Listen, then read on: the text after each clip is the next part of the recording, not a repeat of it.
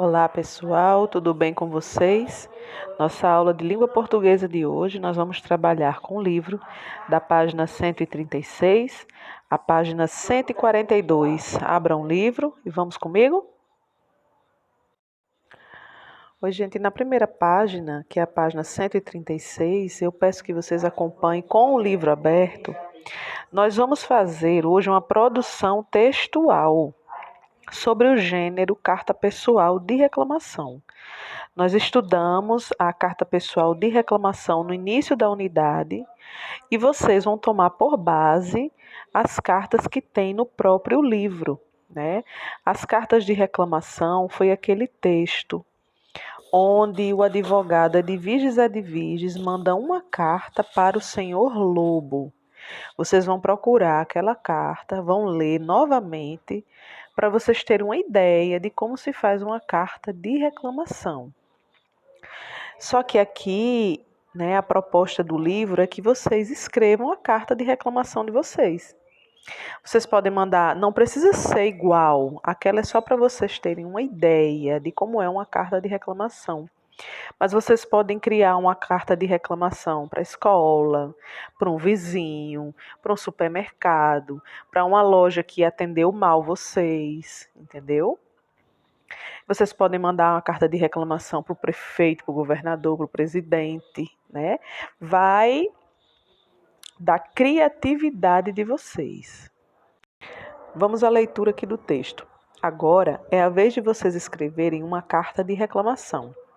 Preparação e planejamento. Formem grupos de 4 ou 5 colegas. Gente, sempre que vier no livro mandando fazer dupla ou grupos, nós não vamos trabalhar assim. Nem em casa, óbvio, porque quem está online está em casa sozinho, e nem na escola. Né? Na escola nós não podemos trabalhar fazendo grupos. Né? Enquanto houver pandemia, enquanto tiverem os protocolos de segurança, cada aluno vai fazer individualmente. E conversem sobre os itens a seguir. Letra A. Algo que, na opinião de vocês, causam problemas na escola. Então aqui ele já está indicando que o tema dessa carta de reclamação é algo que causa problemas na escola. Pode ser problema referente a horário, barulho, falta de condições de uso no pátio, na entrada e na saída da escola, em alguma sala de aula, na cozinha ou no refeitório, na biblioteca, etc. Eu abri o leque para outros assuntos porque algum aluno poderia escrever uma carta de reclamação para o prefeito de Natal, né? Podia haver algum problema que está acontecendo na rua que precisa ser melhorado. Então, aqui o livro ele está dando a dica que vocês observem as questões da escola. Mas se de repente algum aluno ou aluna tem um problema de limpeza urbana, por exemplo, né, não estão recolhendo lixo, estou dando só um exemplo, tá, gente? E quiser falar sobre isso, pode fazer, tá? Mas a professora vai ler aqui, porque esse do livro, ele segue com um roteiro que vai ajudar você a escrever. Letra B. Ao definir o problema, vocês também definem o assunto da carta. Letra C. Hora de definir o destinatário. Pensem então em quem poderia resolver esse problema. Algum professor, a associação de pais e mestres, a direção da escola, a coordenação, o porteiro ou a merendeira, por exemplo? Letra D. Não se esqueçam do mais importante, os argumentos que utilizarão para alcançar a intenção. Convencer o leitor do seu texto, o destinatário da sua carta, a resolver o problema apontado. Então, vocês não vão só falar do problema, vocês vão escrever de maneira a convencer a pessoa que vai ler aquela carta que aquele problema precisa ser resolvido. Escrita do corpo da carta, rascunho. Façam um rascunho do corpo do texto. Então, primeiro vocês vão escrever e depois vocês vão passar a limpo essa escrita, tá? De forma a deixar claro qual é o problema e a opinião de vocês sobre como e por que resolvê-lo. Utilizem argumentos de forma a apontar em primeiro lugar o que consideram mais importante. Caso existam outros problemas a serem considerados também. Revisão. Verifiquem se vocês deixaram claro o problema, a opinião e os argumentos, se utilizaram uma linguagem mais objetiva e impessoal, sem gírias, e tratando com respeito as pessoas citadas no texto. Confiram a grafia das palavras pouco utilizadas por vocês, consultando um dicionário.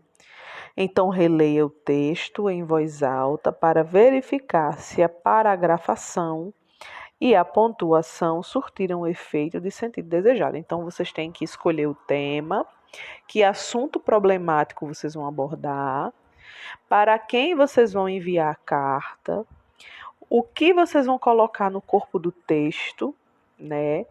Como vocês vão convencer que esse problema precisa ser resolvido, né? O porquê que esse problema precisa ser resolvido. E tem que observar também se estão escrevendo corretamente, com a pontuação, parágrafo, tudo direitinho, tá? Passando a página, reescrita e envio. Então, primeiro vocês vão fazer um rascunho, depois vocês vão passar limpo. E é essa reescrita, tá? Hora de colocar o corpo do texto na estrutura da carta. Incluam a data, a saudação e o destinatário. Lá em cima vocês põem Natal e põem a data da escrita. Embaixo vocês vão pôr a saudação, que é caro, como é uma carta de reclamação. Digamos, vocês vão escrever para a diretora da escola, botar cara diretora da escola, professor Luiz da Câmara Cascudo, tá? Ou cara professora, certo? E quando você bota diretora da escola ou professora, já é o destinatário, tá bom, gente? Não se esqueçam de conferir um tratamento adequado como senhor, senhora, para as pessoas mais velhas. Encerre a carta com a despedida e assinatura de vocês. Então, vocês podem escrever assim, respeitosamente, né? Para finalizar, embaixo colocam a assinatura, o nome de vocês. Não esquecendo de mencionar a turma da escola a que pertence. Então, vocês assinam e colocam quarto ano, tá bom? 2. Decidam com o professor como as cartas serão enviadas, entregues pessoalmente. Gente, esse número 2, nós não vamos fazer. Vocês vão fazer essas cartas no caderno e depois, quem tiver online vai mandar a imagem dessa carta para mim. E quem tiver na escola vai ler para mim essa carta, tá bom? 3. Observem na imagem a seguir os itens que devem ser garantidos com as informações do destinatário e do remetente. Aí você tem o envelope, no caso de envelopar. Só que vocês não vão envelopar, mas é bom observar aqui que ele ensina onde coloca o selo, como escreve o destinatário, o endereço e o CEP, onde é que fica. Aqui, o livro está ensinando a preencher o envelope de uma carta, né? Escreva o nome e o endereço completo da pessoa que está enviando a carta, o remetente, por exemplo. E aqui você põe, ó, o remetente é o nome de vocês, o endereço de vocês e o CEP, tá? Aqui é bom a gente saber para caso precise escrever, mas na atividade vocês não precisam fazer isso, tá? Lembretes finais. O remetente é você. Então coloque o seu nome, endereço e CEP para que seu colega possa enviar a resposta à sua carta e também para que o correio localize seu endereço no caso de algum problema. O destinatário é seu colega, por isso são dele o nome, endereço, CEP. Gente, essa parte aqui, porque a proposta dessa atividade é que a carta seja entregue a um colega. Mas nós também não vamos fazer isso. Vai ser uma atividade individual no caderno, onde eu vou olhar os textos escritos. Ninguém vai trocar carta, né? Devido aos protocolos de higiene mesmo, que a gente não pode fazer, tá bom? Aqui na parte de baixo nós temos tecendo saberes. Nessa parte de tecendo saberes, como nós passamos essa unidade de português falando sobre cartas, e cartas é uma forma de comunicação e ainda é usada até hoje, nós vamos ver alguns modelos de formas de comunicação, certo? E aqui nessa parte tecendo saberes, a gente vai ler alguns textos. Acompanhe a leitura comigo. Hoje em dia, há muitas formas de nos comunicarmos por escrito, mas não foi sempre assim. Você já ouviu falar em pombo-correio, ave utilizada para transportar mensagens escritas amarradas ao corpo dela? Quer saber como um pombo consegue chegar ao local da entrega da correspondência? Leia o texto a seguir e descubra. Primeiro vamos ver aqui a imagem do pombo-correio. Olha só, é um pombo. Esse pombo, gente, é treinado, não é pego qualquer pombo para fazer isso. E vocês percebam que aqui atrás, ó, tem a mensagem. Gente, o pombo-correio, ele leva uma mensagem curta, algo pequeno, como um recado. Não é uma carta longa, tá? Ele leva aí na parte de trás. Como o pombo-correio sabe para onde ele deve levar a mensagem? Vamos conhecer? O pombo-correio não leva uma mensagem espontaneamente a um determinado destino, como muita gente pensa. Ao invés disso, ele é transportado do seu local de origem até um certo ponto de partida, onde ele saberá como retornar à sua casa. É um mecanismo natural que ele tem. Trata-se de uma estratégia adaptativa, ou seja, um resultado da seleção natural. Alguns animais são nômades, outros migratórios. Já os pombos-correios possuem uma moradia fixa e procuram sempre voltar para esse abrigo, onde encontram proteção, alimento e os membros de seu bando, diz o professor Ronald Havald, que ministra disciplinas de neurofisiologia e ciências cognitivas no Departamento de Fisiologia e Biofísica do Instituto de Ciências Biomédicas da Universidade de São Paulo. Passando a página, vamos para a página 139. Leia um trecho de um artigo de Beto Pimentel publicado na revista Ciências Hoje das Crianças. Ele conta um pouco sobre a forma de enviar mensagens em um tempo passado, muito antes do celular. Basta olhar com um pouco de atenção para o mundo à nossa volta e fica fácil perceber. As tecnologias de comunicação estão cada vez mais presentes em nossas vidas. Telefones celulares, com 1001 funções, internet rápida, tablets, conexão sem fio. Enviar e receber informações é o que está por trás de todas essas invenções.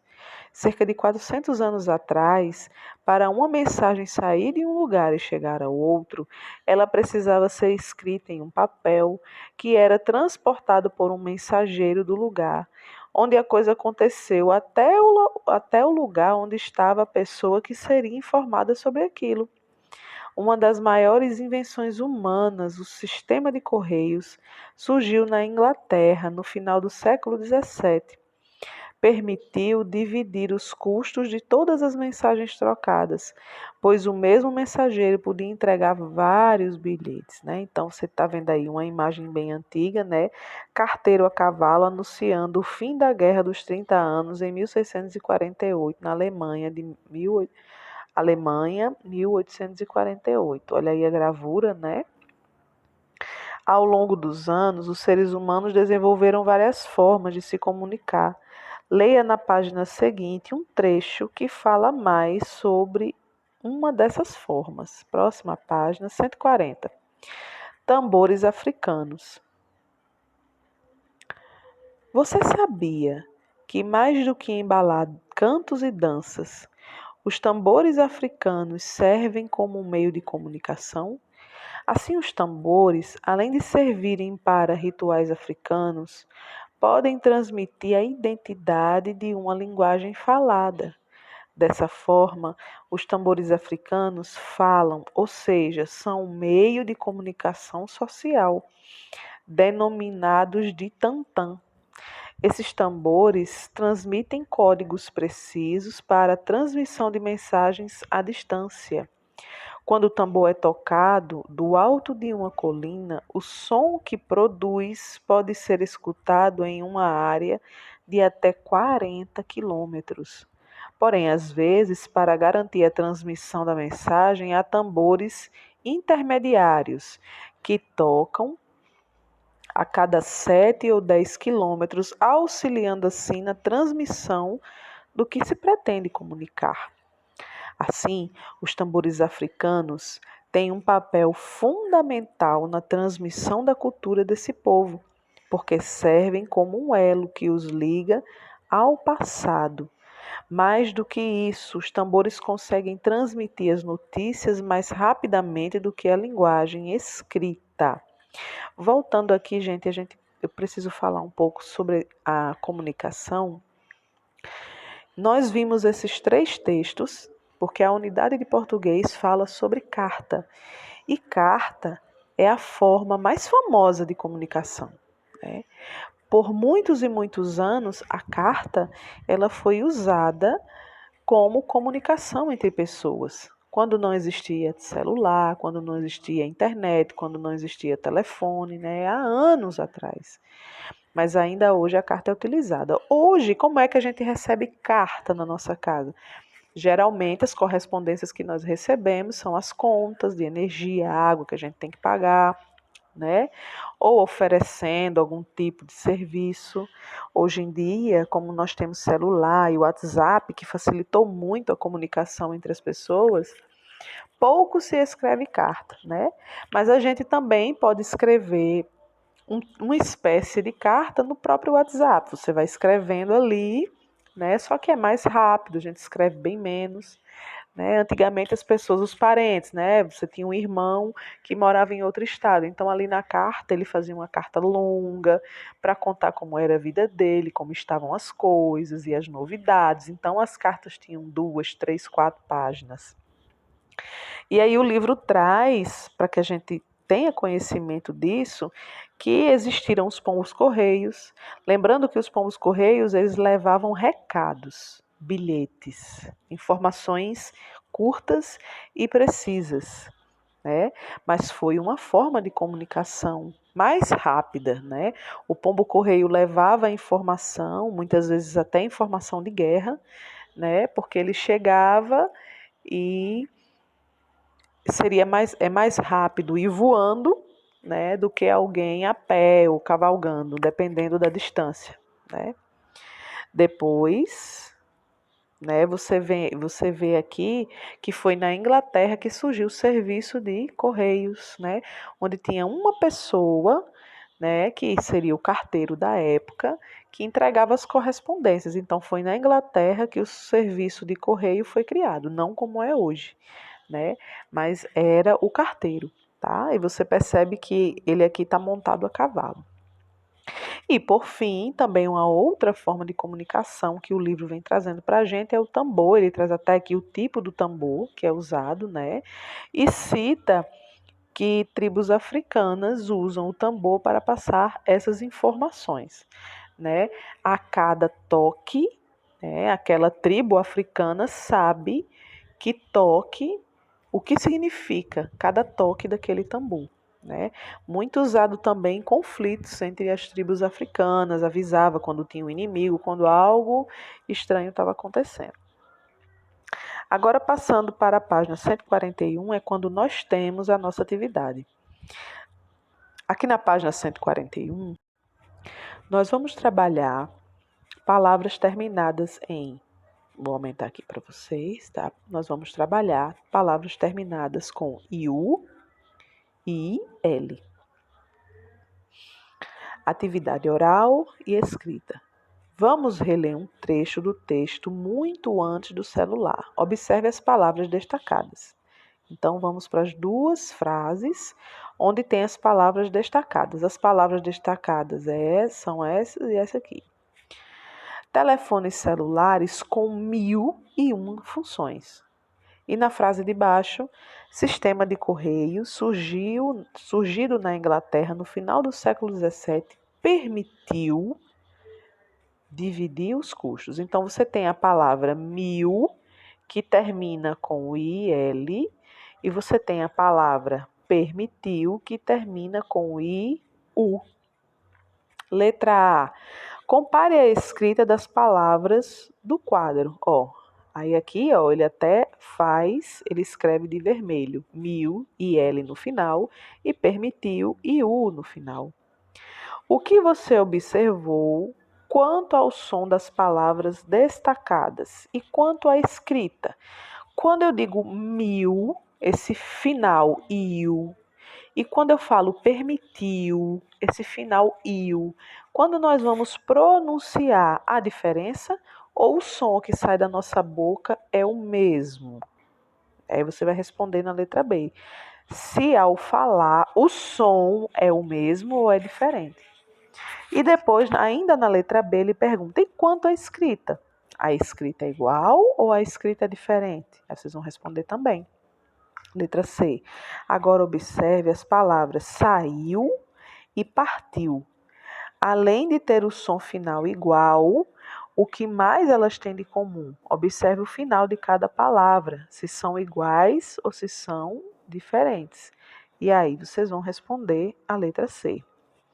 No item D, na letra D, diz assim: no item A, a que conclusão você chegou quando comparou as palavras da coluna da esquerda com as da coluna da direita? Aqui, ó. Qual foi a conclusão que você chegou? Né? Discuta com os colegas. Como aqui é para discutir com os colegas, e vocês não podem fazer isso, a professora vai dizer: quando nós observamos essas duas palavras que estão aí nessa tabelinha, a gente percebe que quando vamos pronunciar o iu do final das palavras, mil e permitiu, o som é o mesmo, iu e iu, mas a grafia, a forma como nós escrevemos é que são diferentes. Uma é com IL e outra é com IU. Questão de número 2. Observe as imagens a seguir e escreva o nome de cada uma delas. E aí vocês vão escrever. O nome dessa imagem aqui é cantil. E o nome dessa imagem é funil. Vocês vão escrever, tá? Acentuação de paroxítonas. Vamos comparar? Palavras terminadas em A, O e um tio em cima do A, que é ão. Oxítonas, balão, fogão e alemão. Por que oxítonas? Porque a sílaba tônica é a última, tá? Fogão, sempre que a palavra está acentuada, essa sílaba é a tônica. Como é a última, é oxítona. Agora, quando a sílaba tônica acentuada for a penúltima, essas sílabas tônicas são paroxítonas. Órfão, tá vendo? É a penúltima. Sótão é a penúltima. E bênção é a penúltima. No caso de bênção, a gente encontra aqui dois acentos, que é o C cedilha, deixa eu só marcar aqui para vocês, e o acento circunflexo no E. Mas quando a gente vai pronunciar a palavra bênção, nós fazemos um pouco mais de força para falar bênção. Então, essa aqui que é a sílaba tônica. Última, penúltima, última, penúltima, última, penúltima. Então, são paroxítonas. E aqui, palavras terminadas em L. As palavras terminadas em L, vamos dar uma olhadinha nas oxítonas. Relembrando, palavras oxítonas são aquelas onde a sílaba tônica é a última vogal, tá? É a última sílaba, perdão. É a última sílaba. Jornal, a gente faz um pouquinho mais de força para falar o nau. Tá vendo que é a última? Anel, né? E barril. Então, última, última, última, elas são oxítonas. E agora, palavras terminadas em L, mas que são paroxítonas. Olha só, gente. Amável. Aqui o acento agudo já diz qual é a sílaba tônica. Ó, réptil e têxtil. Essa última aqui é a palavra têxtil. O acento circunflexo também já dá a dica de que essa é a sílaba tônica. Última, penúltima. Última, penúltima. Última, penúltima. Por isso que são paroxítonas. Página 142 é a nossa última página de hoje. Continuamos aqui, ó, palavras terminadas em R. E aí, mais uma vez, nós temos as oxítonas e as paroxítonas. Lugar. O que ele está dizendo é que quando o R fica no fim da frase, né, essas palavras elas não estão acentuadas, então tende a ser a sílaba tônica essa que está com R no final. Lugar, né? A gente faz mais força para falar. Lazer, altar. E aqui são as paroxítonas, que apesar de terminar em R, nós temos outras sílabas que estão acentuadas. Então, essas que são as sílabas tônicas.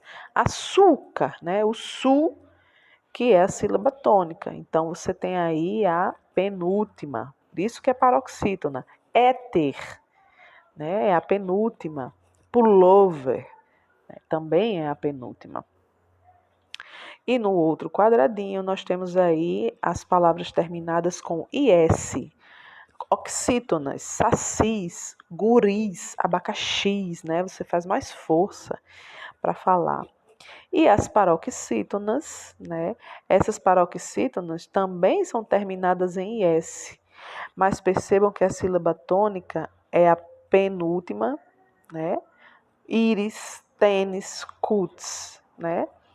Gente, sempre é bom pronunciar a palavra. Nesse caso aqui, eles têm acentos, então já facilita. Quando você vê o acento, você já sabe que é a sílaba tônica. Letra A. O que você observou nas colunas das palavras paroxítonas? Complete a regra de acentuação observada. Então, aqui na regra diz o seguinte: são acentuadas as palavras paroxítonas terminadas em si. A gente observar aqui, as palavras paroxítonas terminadas em R, elas são acentuadas. Também são acentuadas as palavras paroxítonas terminadas em IS. Perceba que aqui tem um acento e aqui também tem um acento. Também são acentuadas as palavras paroxítonas terminadas em L e as palavras paroxítonas terminadas com ão. Todas elas são acentuadas. As paroxítonas, tá bom? Letra B. Acentue as palavras paroxítonas quando necessário. Então, aqui você percebeu que, observando a paroxítona, se for terminada em R, por exemplo, aqui na palavra caráter, olha, a gente viu aqui, ó, que a paroxítona terminada em R, ela leva um acento na sílaba tônica. Caráter, né? Então, você vem e acentua aqui na sílaba tônica, que é o R e o A, caráter. Aí, essa aqui, ó, fácil, terminada com IL. Fácil, é fácil. Tem um acento no A. E assim vocês vão observar todas as outras que necessitam de acento. Assim também aprendo. Que tal ler uma carta enigmática? Decifre os códigos e escreva a mensagem. Aqui vocês vão olhar as letras e os desenhos e vão escrever essa carta aqui nas linhas, né?